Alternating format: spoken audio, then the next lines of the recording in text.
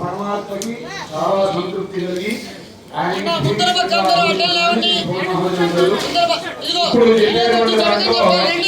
చాలా ఆనందంగా ఉన్నటువంటి ఆ పరమాత్మని ఏమేమి కోరుకోవాలో కూడా మనకి తెలియదు.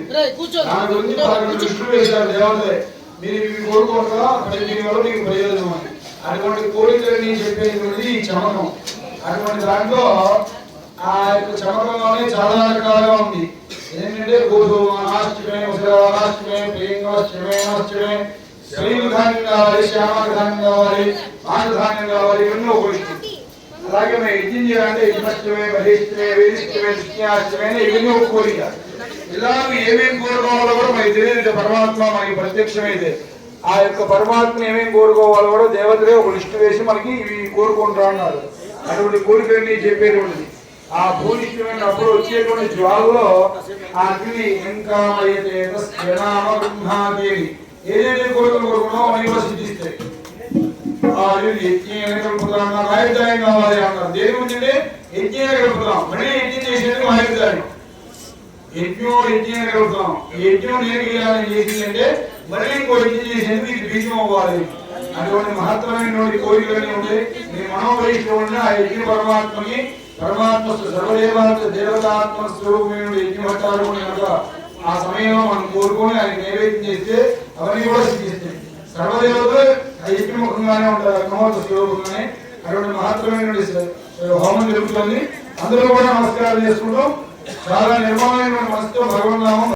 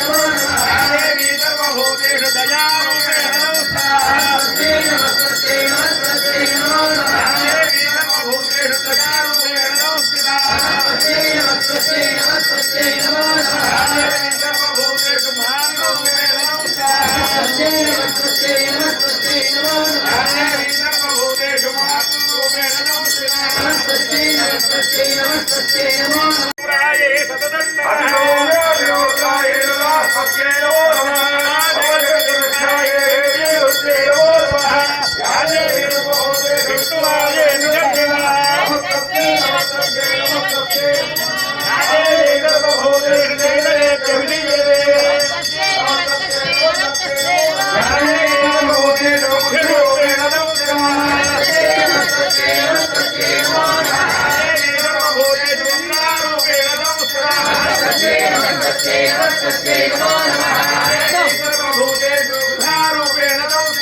అల్లాలి వేసే అత్తో అల్లాలి వేసే